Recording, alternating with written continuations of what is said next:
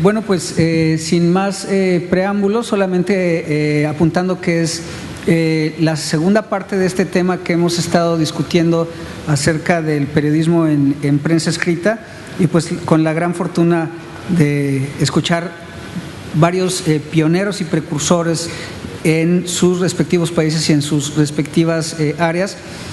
Yo nada más un dato que quisiera agregar sobre Martín Bonfil es que yo trabajé con él fue el primer editor de Reforma.com en ciencia. Él fue, digamos, el que abrió también, así como le tocó a Pablo en El Mundo, en el caso del periódico Reforma en particular, Martín fue el primer editor web, y bueno, es donde tuve contacto con él, y después nos hemos encontrado en muchos otros frentes. Entonces, si Martín y Pablo están de acuerdo, quisiera proponerle a María Elba que fuera ella nuestra primera expositora. Tendremos 15 minutos. Trataremos de ser ágiles para que después se abra la discusión con todos los demás. Gracias, y por favor, María Elba.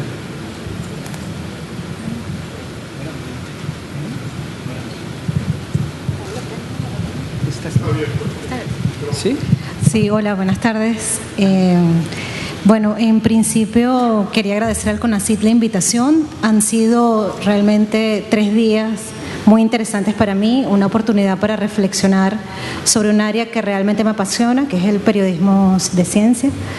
Y bueno, además también una oportunidad para reconsiderar varias cosas que yo quería traer a la discusión de esta mesa sobre los desafíos del periodismo científico en la prensa escrita. En principio, pues yo había preparado como un análisis de varias cosas que creo que son importantes en este momento para la prensa. Sabemos que es un momento de crisis para la prensa escrita, un momento de transición que no sabemos exactamente todavía hacia dónde nos va a llevar, pero bueno, que está obligándonos a hacer una serie de cambios en la manera como hacemos el periodismo. Pero bueno, luego de escuchar las exposiciones no quería abundar sobre lo mismo y decidí presentar más bien 2 casos que hemos trabajado en el periódico, someterlos un poco a la reflexión y un poco al debate. Son 2 casos que, bueno, de alguna manera muestran la dinámica con la que trabajamos en el diario. Para mí, en un caso resultó satisfactorio el trabajo que hicimos, en otro caso no tanto, pero bueno, en todo caso se los presento.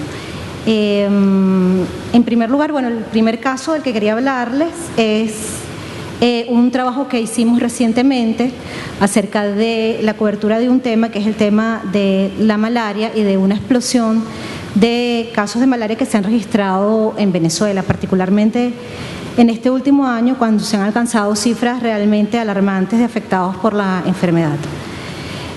Cuando decidimos hacer este reportaje, hace apenas un mes, se contabilizaban más de 55.000 enfermos en todo el país, y 80% de estos enfermos estaban concentrados en un solo estado venezolano, que es el estado Bolívar, que está situado al sur de Venezuela.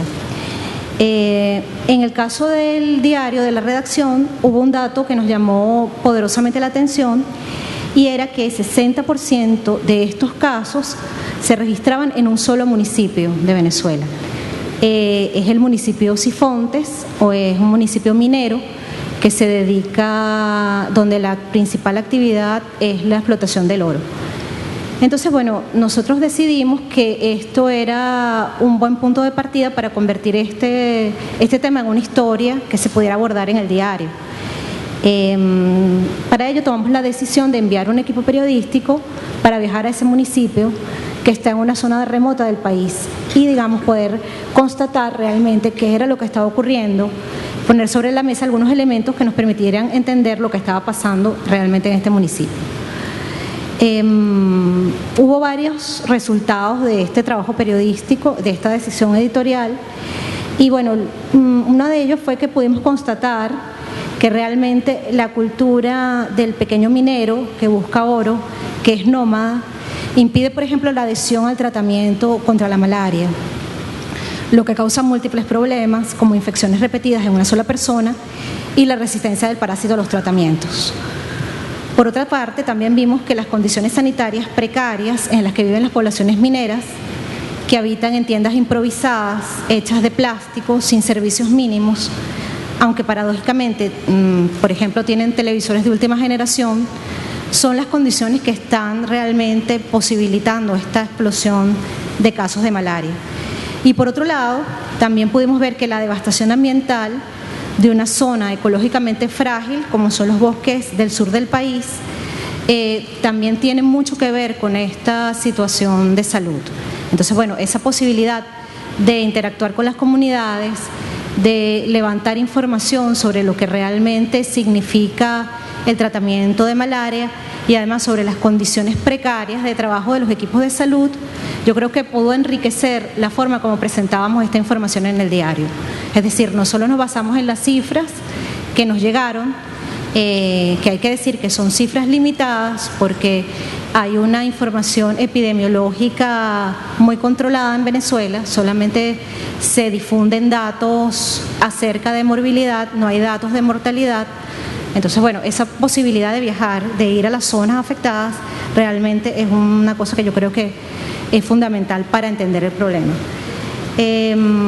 Uno de los hallazgos de este trabajo fue constatar que un dato al que nosotros no teníamos acceso desde la redacción del diario, que está situada en Caracas, que es la capital de Venezuela, y es que el personal de salud de la zona de Bolívar manejaba la información de que habían ocurrido 4 muertes directamente relacionadas con la malaria. Esa información no estaba disponible en el boletín epidemiológico. Entonces, directamente con los actores del problema nos dio ese dato adicional que consideramos realmente importante.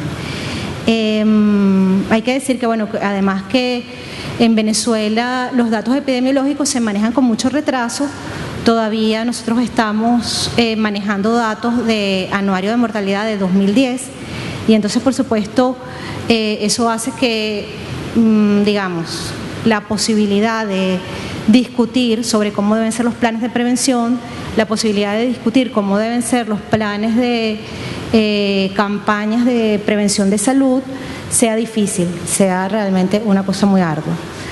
Este trabajo, como les dije, es muy reciente. Bueno, yo traje varias imágenes de lo que hemos publicado. Una fue la que les mostré anteriormente, que fue el primero de los trabajos. Tratamos de hacer un ejercicio también de periodismo narrativo. En este caso titulamos el texto Un pueblo tomado por la malaria y allí, bueno, lo que intentamos fue contar una historia acerca de cómo se vive en ese municipio, que es el municipio más afectado por la malaria en Venezuela. Entonces, bueno, digamos, fue un trabajo que se hizo en 3 entregas.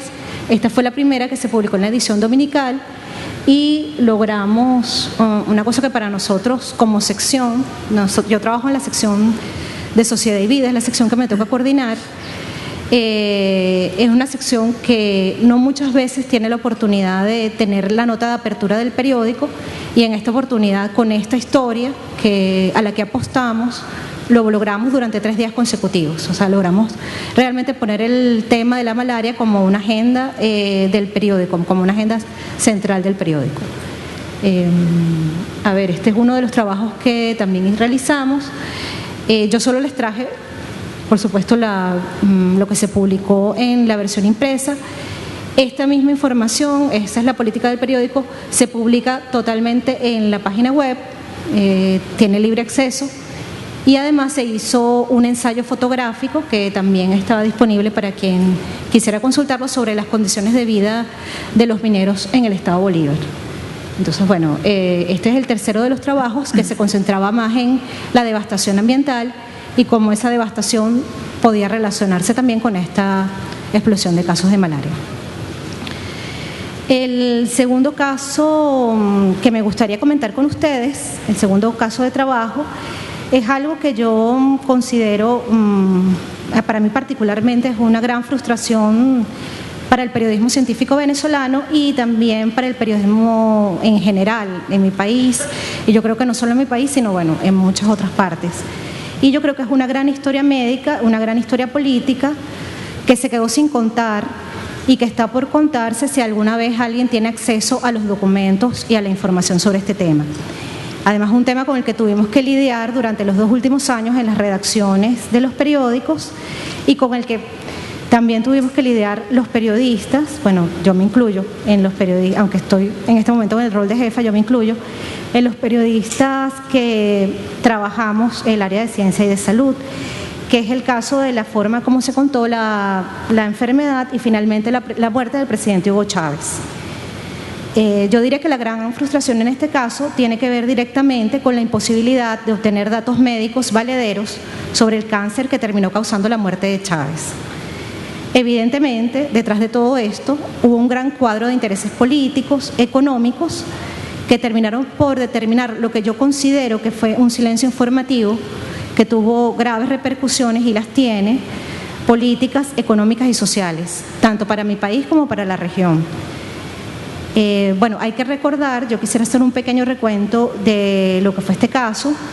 El primer acercamiento de la información la dio el propio Chávez cuando hizo público en junio de 2011 que había sido intervenido en Cuba para tratar una enfermedad que en principio se dijo que había sido repentina.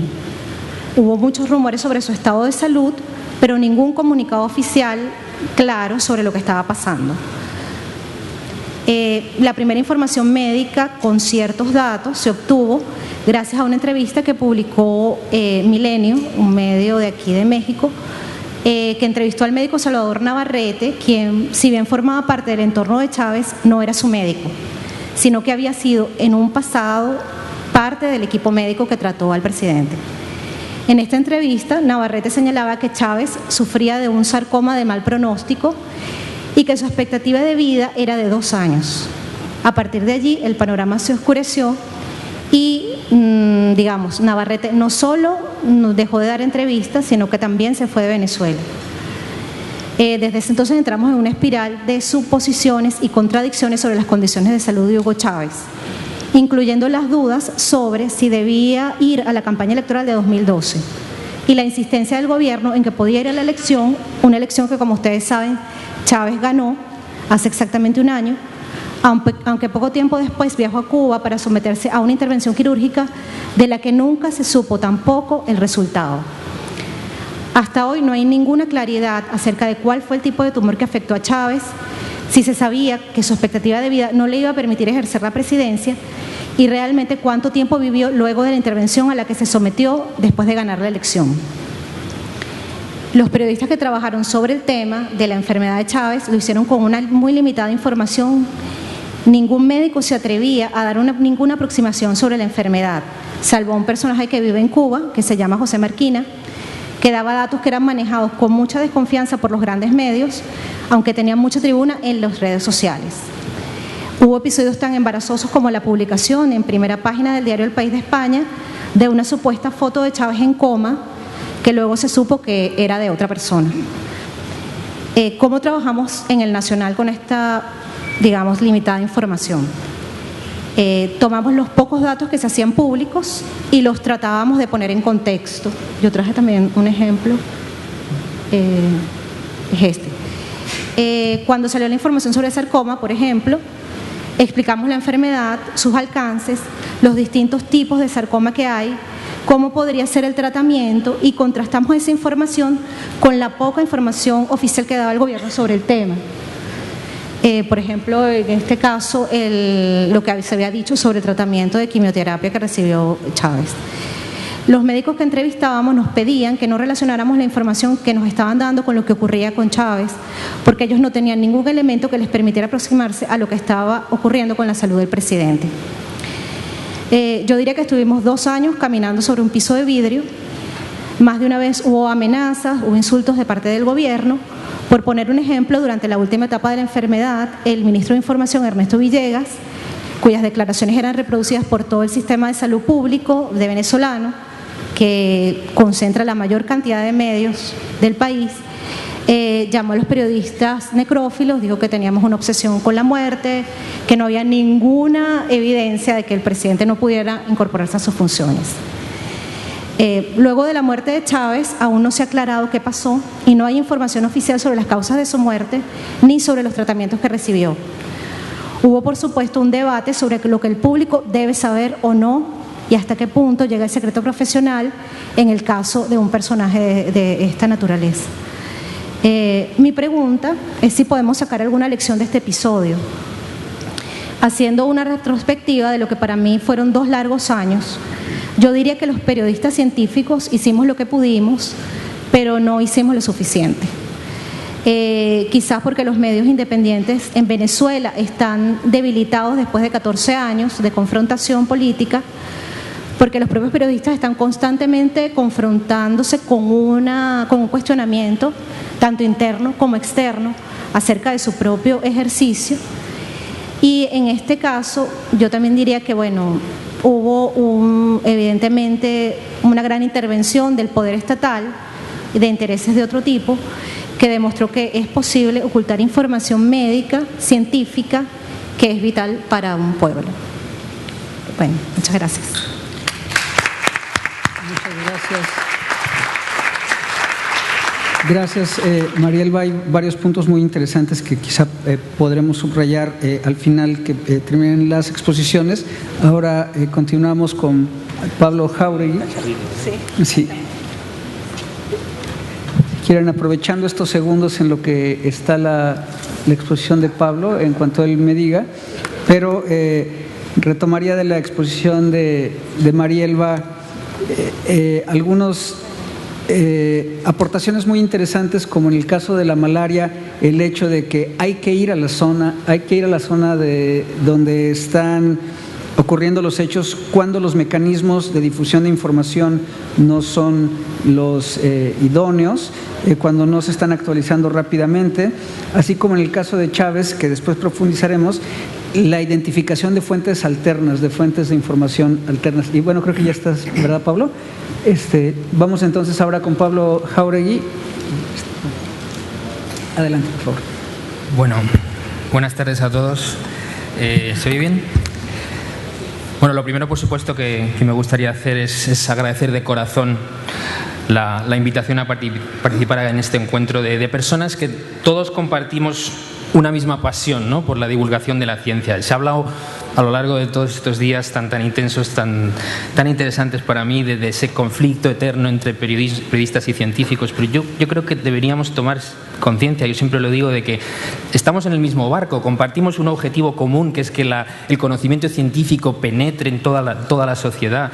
Entonces tenemos que jugar en un mismo equipo, siempre, al final. Podemos tener diferencias, está muy bien que vengamos aquí precisamente a discutir eso, pero hay un objetivo común y deberíamos siempre jugar, al final, tener siempre la conciencia de ese objetivo común para jugar en el mismo equipo. Yo me siento muy honrado, de verdad, de poder estar aquí en Mérida y dialogar con todos ustedes. Y de verdad felicito muy sinceramente una felicitación colectiva a los organizadores y a los ponentes, porque el nivel está siendo altísimo y a mí me parece que esto en sí este encuentro es un síntoma impresionante de que México y de alguna manera, porque hay representantes de toda Iberoamérica, está habiendo una apuesta por la expansión de la ciencia a toda la sociedad y a través de un periodismo científico de calidad, que es lo que estamos intentando definir aquí, que es el periodismo científico de verdad, que merece ese nombre, ¿no? Yo creo que es una gran noticia que esto esté ocurriendo, y yo, en los 11 años que llevo desde que tuve la suerte de convertirme en el redactor jefe de Ciencia del Mundo, lo que quiero transmitiros es ese mensaje fundamentalmente. Quiero transmitir un mensaje de optimismo a pesar, en medio de esta crisis, que ya la gente habla de la muerte del periodismo, etcétera, etcétera, este mensaje tan negativo, ¿no?, que vivimos, y realmente están pasando cosas muy duras, perdiendo compañeros que se van a la calle, y a mí me ha ocurrido en los últimos años. Pero a pesar de todos los pesares, yo estoy convencido, y esto, de verdad, para mí participar aquí ha sido una manera de revivir un cierto optimismo y compartirlo ahora con ustedes. Yo estoy convencido de que, a pesar de todo, tenemos un gran futuro por delante, y buena muestra de ello es lo que está ocurriendo aquí mismo estos días. Vamos a ver si yo no soy muy bueno con el PowerPoint. Bueno, me gustaría empezar compartiendo con ustedes una cita de Bill Bryson, No sé si conocen el libro Breve Historia de Casi Todos. Si no lo conocen, yo siempre se lo recomiendo a la gente que viene a hacer prácticas conmigo, la gente joven, leer este libro porque ha sido uno de los libros de divulgación más exitosos de los últimos años, y es un tipo de letras que no sabía nada de ciencia, había sacado pésimas notas siempre en el colegio, pero se daba cuenta de que no entendía nada, cómo vuelan los aviones, cómo empezó el universo, cómo llegamos ahora mismo a estar hablando un primate evolucionado, somos capaces de entendernos con un código simbólico común después de Hay una historia alucinante que contar, y él la quiso contar, y hace poco en el diario The Guardian, en la web de The Guardian, le hicieron una videoentrevista que es magnífica. Os puedo pasar el link si queréis, y os voy a leer una cita que dice de qué es lo que le llevó a él, un tipo de letras que no sabía nada de ciencia, a meterse en la loca aventura de hacer divulgación. Y un trabajo muy periodístico, porque está todo basado en hablar con los mejores expertos. Viajó por todo el mundo haciendo entrevistas a los mejores expertos de todo el mundo en astrofísica, en antropología, en genética, y escribió este libro que ha sido un bestseller y realmente merece la pena. Y esto es lo que él cuenta por qué escribió, qué le llevó a hacer este libro. La ciencia, empiezo la cita, voy a leerlo, es más larga que la que pone aquí porque creo que merece la pena. La ciencia es sencillamente asombrosa. No hay un solo dato que no sea sorprendente. Consideremos los hechos más elementales. Existimos. Somos seres que podemos hablar, que podemos sentir. Una pared no puede hacer eso. Hay mucha materia que no puede comunicarse, que no puede tomar conciencia de su existencia, pero nosotros sí podemos. Es algo asombroso. Y creo que en el fondo eso es lo que me llevó a escribir sobre ciencia, el instinto de querer compartir información asombrosa. Bueno, ¿no les parece que esta es una definición perfecta para mí de dónde puede nacer la pasión por la divulgación científica, el periodismo científico, el instinto de querer compartir información asombrosa? Alguien dijo aquí el otro día que la capacidad de asombro es fundamental en el periodismo. Yo estoy totalmente de acuerdo con eso, y es lo que está diciendo Bryson. Hay uno de los antropólogos más famosos españoles, Juan Luis Arzuaga, que es el que ha liderado las excavaciones en el yacimiento de Atapuerca, que dice que un científico es de alguna manera un niño que no ha perdido la capacidad de asombro. Los periodistas científicos somos también como niños que no podemos perder la capacidad de asombro, ¿no? Entonces, para mí las palabras de Bryson de alguna manera me resumen lo que creo que es el desafío que estamos discutiendo aquí del periodismo científico. Convertirlos asombrosos, porque realmente son asombrosos cuando los analizamos, cuando mantenemos esa capacidad. Asombrosos y a la vez complejísimos, a veces con un lenguaje que ni el astrofísico se entiende con el biólogo, o el biólogo con el físico. Es un lenguaje ya impenetrable y es dificilísimo trasladar eso a toda la sociedad, pero ese es el desafío, y lograr hacerlo en un lenguaje siempre comprensible y atractivo. Bueno, lo estamos discutiendo aquí. Esta es una tarea dificilísima. Es dificilísimo combinar la obligación del rigor, que es la primera condición sine qua non, el rigor, las mejores fuentes, las fuentes solventes, pero con la obligación, la necesidad de vender noticias accesibles con el mayor impacto popular posible, que llegue a cuantas más personas posibles. No nos equivoquemos. ¿Qué somos los periodistas científicos? Los periodistas científicos somos vendedores de noticias, vivimos de vender noticias. Entonces la pregunta es, ¿la ciencia vende? Bueno, mi respuesta, después de la experiencia que he tenido en la sección de Ciencia del Mundo, es que claro que la ciencia vende si la vendemos bien, que es lo que estamos discutiendo aquí. ¿Cómo vender la ciencia? ¿Cómo venderla bien?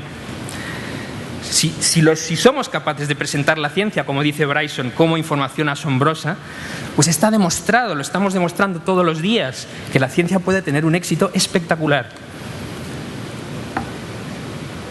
Bueno, entonces voy a intentar desarrollar 3 puntos que yo creo que son para mí las condiciones, las claves cruciales para el éxito de la venta de noticias científicas en el momento actual.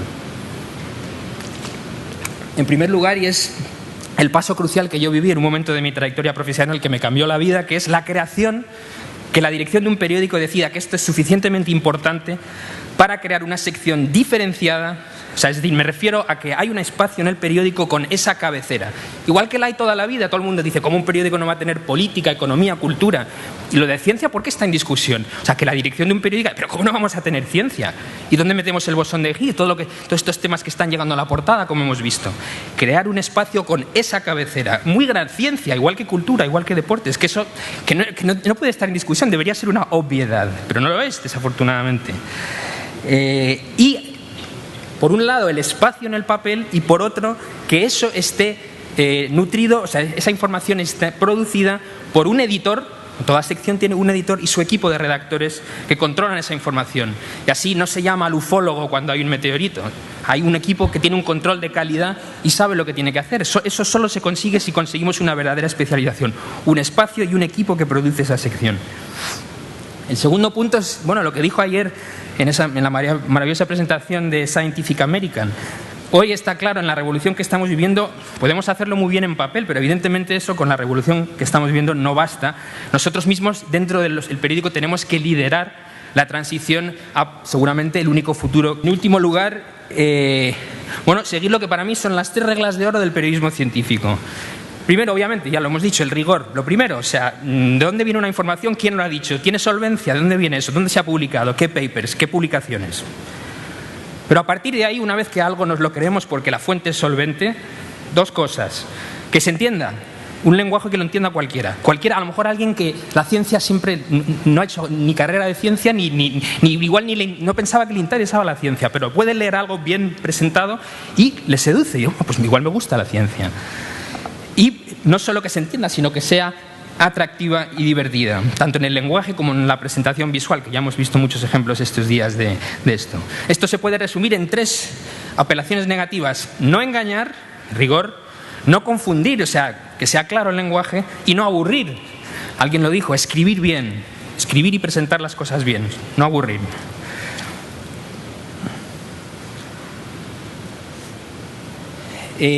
Ahora elaboraré un poco cada uno de los puntos. El tema fundamental, este es la condición indispensable. Perdón, ¿se está yendo esto? La creación de secciones de ciencia. Yo esto lo defiendo siempre con muchísimo ahínco porque lo he vivido en mi propia trayectoria lo que es vivir en la etapa, para mí ya prehistórica, en la que trabajaba en una llamada sección de sociedad. ¿Y qué es sociedad? Bueno, pues en la prensa española ha sido un poco el cajón desastre, el vertedero de noticias, donde una vez que alguien decía lo de hard news y soft news, una especie de vertedero de soft news en el que la ciencia tiene que estar mezclada con cultura, con espectáculos, con sucesos, con de todo. ¿Qué pasa? Que ahí la ciencia casi siempre perdía la partida. Te quedaba relegado a media columna, un día sí y otro también. Perdíamos el espacio. En la pugna por el espacio, en ese tipo de secciones perdíamos casi siempre.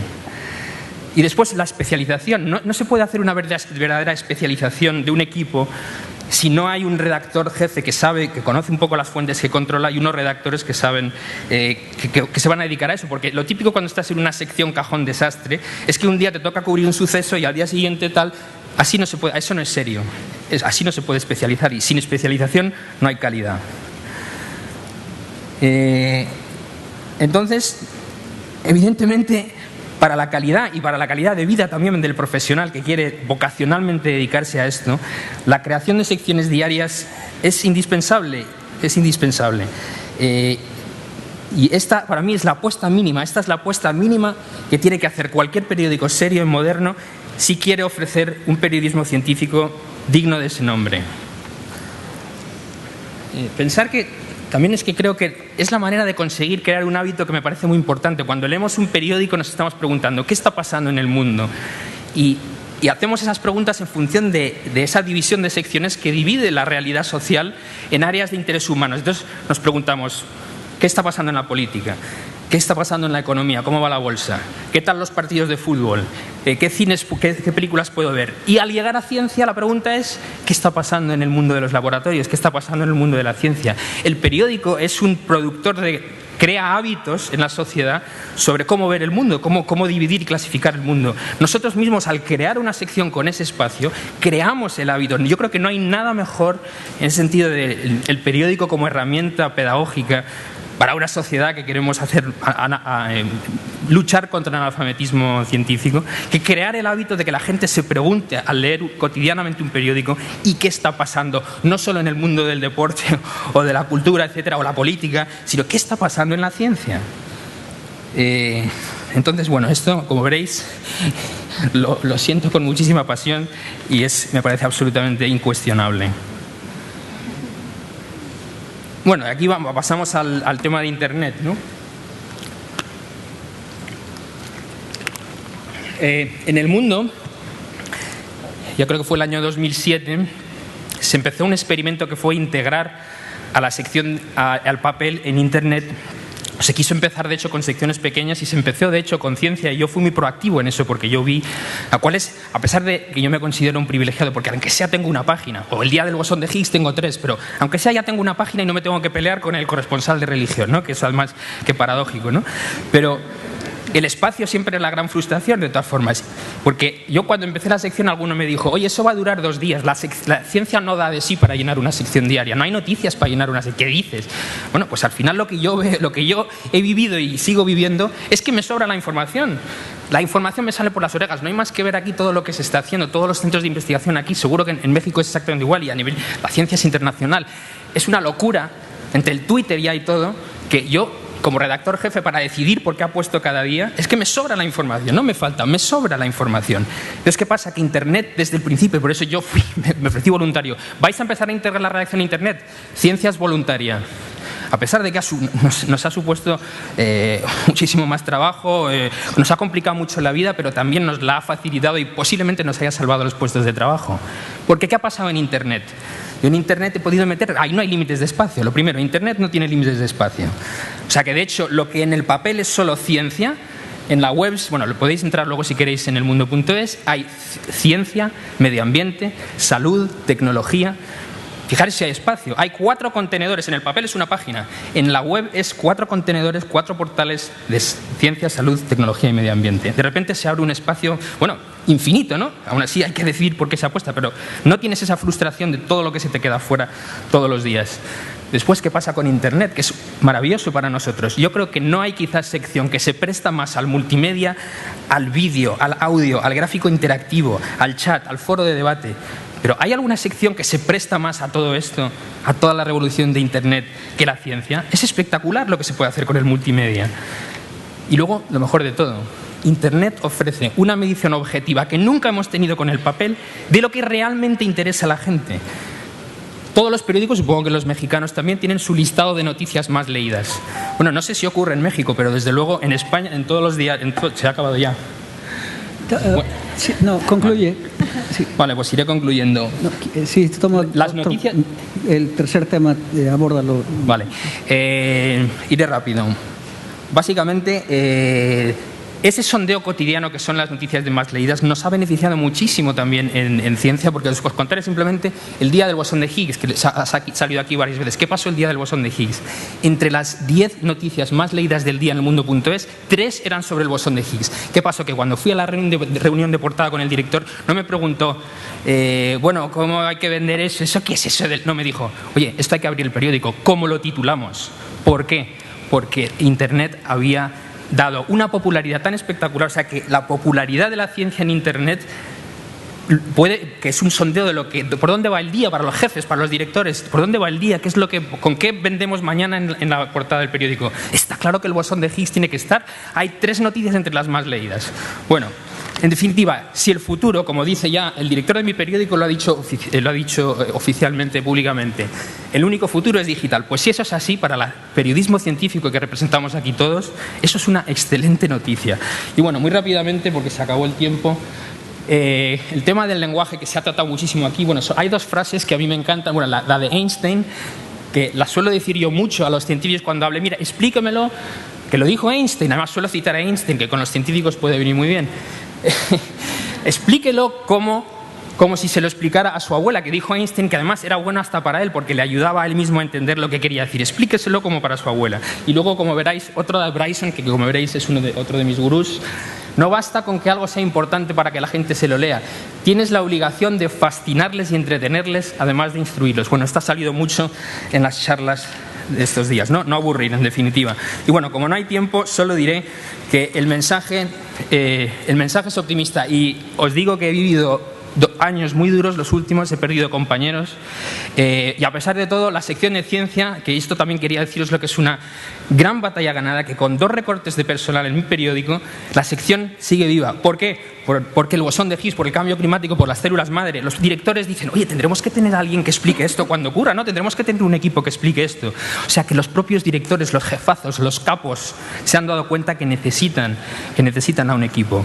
Y bueno, estoy convencido de que si contamos la ciencia de esta manera, si apostamos por ella en Internet, hay un gran futuro por delante y estoy seguro que eso va a contribuir a una Iberoamérica más culta, más libre, más próspera y más feliz. Muchas gracias. Minutos, que era lo que estaba planteado. Yo arbitrariamente lo reduje a 15 minutos. Pero bueno, hubiera estado bueno que nos avisaras porque me va a pasar lo mismo que a Pablo. Sí, espero que no, me voy a tratar de apurar para que no me pase. Sí, y si no, pues lo tomas nada más. Yo aquí te hago una indicación y si ya nos pasamos de los 20. Nada más no me empiezan a contar hasta que aparezca. Bueno, es un privilegio poder estar aquí. Me voy a ir lo más rápido que pueda para no que no me vaya a pasar esto. Yo estoy aquí invitado, como dice allí, porque soy columnista en Milenio Diario, pero en realidad yo tengo 3 gorras. En primer lugar y como base, yo soy divulgador, trabajo en la Dirección General de Divulgación de la Ciencia de la UNAM, tengo el privilegio de ser académico de la UNAM y desde ese lugar es que puedo hacer otras cosas, ¿no? Entonces, número 1, soy divulgador científico. No soy periodista estrictamente, yo soy químico, farmacéutico, biólogo, pero soy columnista en un periódico, ¿no? Y los que vienen del área de periodismo pues saben perfectamente que los columnistas no son empleados del periódico, son personas a las que el medio les ofrece un espacio por su trayectoria o por el lugar donde trabajan. En mi caso estoy seguro de que si yo no fuera académico de la UNAM no tendría un espacio en un periódico nacional. Y ese espacio sirve como un foro para proyectar la labor que se hace desde la Dirección General de Divulgación de la Ciencia a todo el país. Milenio tiene ediciones en básicamente todo el país, no todas llevan mi columna, pero bueno, eso no depende de mí. Esta es la columna como aparece en la sección en Internet. Y la tercera gorra es que soy también un bloguero de ciencia. Esta misma columna, que es muy reducida y se ha reducido cada vez más con la crisis editorial, la reproduzco en un blog, pero en una versión ampliada, con imágenes, con un texto más largo, con links y que me permite tener otra dinámica. Y bueno, tengo más de 5.600 no lectores ni hits, sino suscriptores que eligen que la columna les llegue por correo electrónico cada semana. Entonces, estas 3 gorras, pues podría parecer que uno tiene 3 chambas, ¿no? En realidad es una sola gorra, que es la de divulgador científico o comunicador de la ciencia, porque quizá la parte de periodista, bueno, soy periodista si lo entendemos en un sentido amplio porque colaboro con una columna en un periódico. También tuve el privilegio de colaborar, como dijo Antimio, en la sección de Ciencia de Reforma cuando se lanzó el portal web, pero no lo creé yo, lo creó Javier Cruz, fue con quien yo trabajé y que me dio mi formación inicial como periodista científico. Gracias, Javier. Ha de decir que soy muy mal alumno. Entonces, bueno, estas 3 maneras desde la Dirección General de Divulgación de la Ciencia me permiten, entendido en el sentido más amplio, compartir la ciencia, que es de lo que se trata. Y bueno, los estereotipos no me voy a detener, pero ya conocen ustedes estos chistes, ¿no?, que se hacen sobre científicos que se encuentran con periodistas y tienen el problema de que no les entienden, ¿no? Entonces dice: Diario Nacional, hablo del Departamento de Investigación de la Universidad Autónoma, quería explicarle que sus notas científicas son sensacionalistas y están fuera de contexto. No veo la relación entre el código Da Vinci y la universidad. ¿Qué tiene que ver eso con lo que le digo? Y aparece el periódico, ¿no? Leer adelgaza. Científico no encuentra relación entre el código Da Vinci y la obesidad. Hay muchos ejemplos de chistes de este tipo. Destruimos al 10% de las células cancerosas en la cola de la rata, curan el cáncer. No curamos el cáncer. Nos estamos moviendo un poco más rápido hacia un tratamiento para el futuro. Descubren viaje en el tiempo. Y luego dice: fuck you. Y dice: científico viola a reportero. Entonces, bueno, no me voy a detener en más chistes, hay muchos de ese tipo, pero bueno, también le tiene que tocar a los científicos, ¿no? Hay una discusión, yo sí quiero hablar del tema polémico de la diferencia o la no diferencia entre periodismo científico y divulgación. Hay quienes sostenemos que la divulgación científica es la denominación más amplia y el periodismo sería una subespecialidad, muy especializada, por cierto, dentro de la divulgación científica. Hay quien sostiene que son dos campos completamente separados y distintos, e incluso que se estorban a veces porque se compiten por espacio. Me imagino que la realidad debe ser algún término medio. De lo que no hay duda es de que todos los dos campos, la divulgación y el periodismo, pertenecen al ámbito más amplio de la comunicación, en particular de la comunicación pública de la ciencia. Y bueno, se discute mucho de los objetivos del periodismo, pero más o menos estaremos de acuerdo en que el periodismo informa, normalmente acerca de las novedades, que esa información puede servir para tomar decisiones, como le gusta mucho decir a Javier, con toda razón. A veces el periodismo puede orientar y a veces, todavía más raro, el periodismo puede hacer que los responsables de algo rindan cuentas. Un autor define algunas otras cosas. Bueno, no me voy a detener en estas características del periodista científico, pero muchas veces el periodista no es el que habla, sino que le da voz a otros, ¿no? Es algo que distingue muchas veces del trabajo que clásicamente llamamos divulgación científica. Diego Petersen encuentra 4 dimensiones en el periodismo que yo creo que se aplican perfectamente al periodismo científico. En primer lugar, la información, ¿no? Es la función número 1. En segundo lugar, el análisis. En tercer lugar, el prestar un servicio, como ocurre, por ejemplo, en crisis, en estados de crisis de epidemias, etcétera. Y por último, también como entretenimiento, es decir, como una forma de pasar el tiempo. También el periodismo puede cumplir esa función. Pensemos en las secciones de cultura, por ejemplo, que se leen por gusto. Los divulgadores en México gustamos mucho de manejar una definición bastante bien elaborada de esta disciplina que hizo mi colega Ana María Sánchez, que la define como una labor multidisciplinaria cuyo objetivo es comunicar, utilizando una diversidad de medios, el conocimiento científico a distintos públicos voluntarios, recreando ese conocimiento con fidelidad y contextualizándolo para hacerlo accesible. Yo creo que, bien entendida, esta definición también es aplicable al periodismo científico, aunque por supuesto no lo define en su totalidad. Esta definición ha sido adoptada por el Sistema Nacional de Investigadores. Añade Ana María en el texto que tomaron en el SNI que la manera de evaluarla podría involucrar la originalidad, el impacto y la nitidez, lo cual es interesante, ¿no? Ya que estamos hablando de evaluación. Está muy de moda el tema. Y bueno, esta definición nos deja claro que la divulgación científica y la comunicación de la ciencia en general tiene 3 características. Es voluntaria porque el público es voluntario, no es una actividad que se haga por obligación, que el público se acerque a la ciencia por obligación. Tiene que ser científica, porque si no, no estaríamos hablando de ciencia, y tiene que ser un acto de comunicación. Y esto determina 3 características que mencionó Pablo. Me da mucho gusto que haya mencionado justo las mismas características. Tiene que ser interesante, tanto el periodismo como la divulgación. Tiene que ser rigurosa y tiene que ser clara, accesible. Nada más difiero con Pablo en que yo creo que lo primero no es el rigor, lo primero es que sea interesante, porque si no es interesante no hay un lector. No hay un público, pero bueno, eso lo podemos debatir.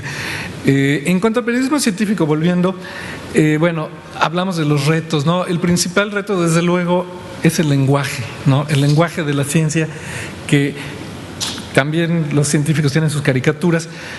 Es muy difícil para muchos de ellos expresarse de una manera comprensible.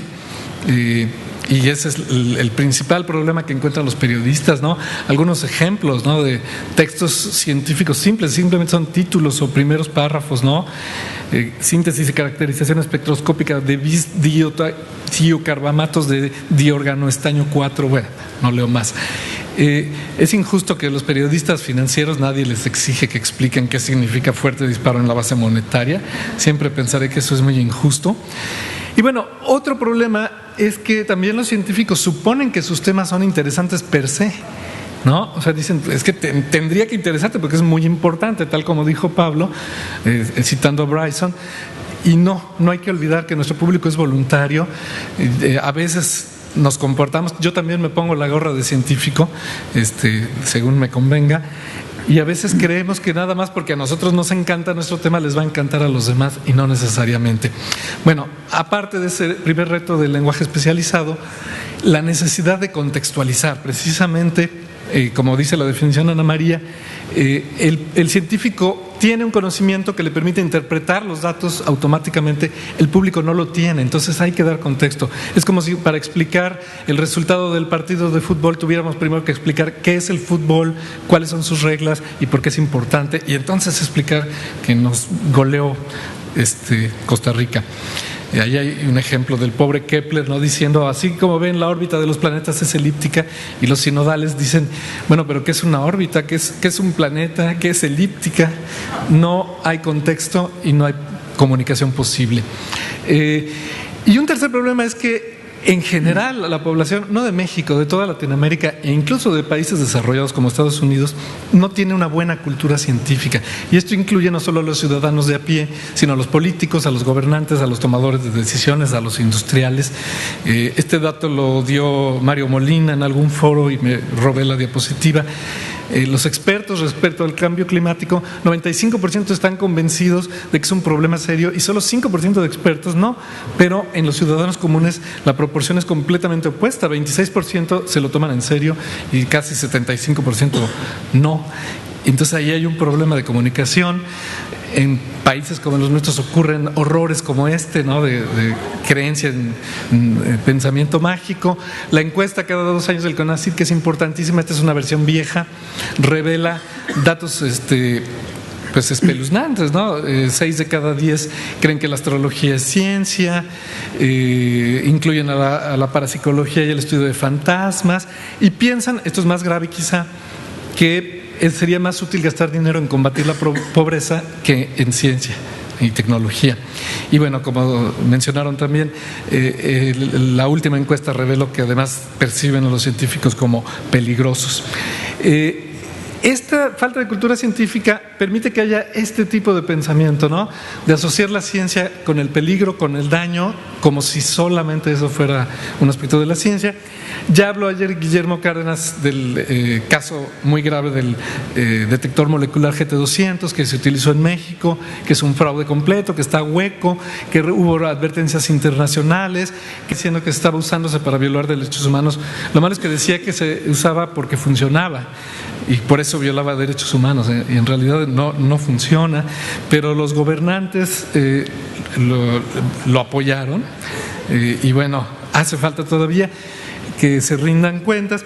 La intervención de blogueros, comunicadores, periodistas y académicos, investigadores, logró que se llevara al Senado este tema, ¿no? Nos tomaron en serio, nos invitaron a varios de nosotros, se presentó un punto de acuerdo, no ocurrió nada a nivel federal, pero sí empezó a circular, y cuando por fin el Universal lo sacó en primera plana, que fue verdaderamente un parteaguas, pues se desató ya un cambio, ¿no? Incluso ahora ya un colega hizo un libro muy bonito donde narra toda la crónica del hecho, pero la moraleja es que a veces sí se puede lograr algo combatiendo la pseudociencia.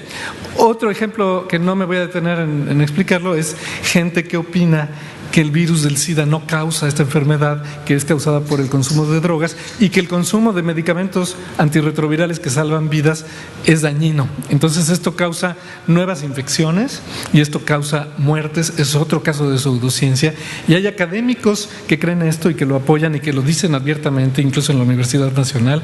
Hay periodistas profesionales que creen esto y que lo difunden y que causan daño. Y también podemos hacer algo, ¿no? Como periodistas, como divulgadores, como comunicadores, como a veces se lo tomó en serio. Es un tema muy polémico porque la gente que cree esto es poca, pero lo cree con un fervor verdaderamente religioso. Entonces, bueno, volviendo al periodismo, también en periodismo hay estas cosas, ¿no? Por ahí hay alguien de Crónica, bueno, en los viejos tiempos de Crónica llegaron a pasar cosas horribles como estas, ¿no? Se anunciaba que Marte iba a influir en los bebés. En Milenio, donde colaboro yo, también ocurren cosas de este tipo, ¿no? Se afirmó que el maíz transgénico tenía un gen que producía, que aniquilaba el esperma humano, ¿no? esterilidad en humanos, lo cual es absurdo. No me imagino cómo pudo llegar esta nota a ser publicada. Y más recientemente habla de que se prohíben las grasas transgénicas, eran las grasas trans, ¿no? Que tiene que ver con la estructura de los ácidos grasos. De repente salen cosas, ¿no? Como esta información confusa que se ve que el periodista o quien manejó la información no la leyó y no la entendió. Entonces, 90% de efectividad en la vacuna, pues vacúnenme, ¿no? Es lo primero que uno pensaría. Hoy tenemos nuevos retos. Internet está cambiando las reglas, tanto dentro de la ciencia. El sistema de revisión por pares, que antes llevaba una mecánica, ahora está siendo alterado por la facilidad con la que circula la información. Se está circulando la información científica fuera del sistema de peer review y se está haciendo un peer review fuera de este sistema, ¿no?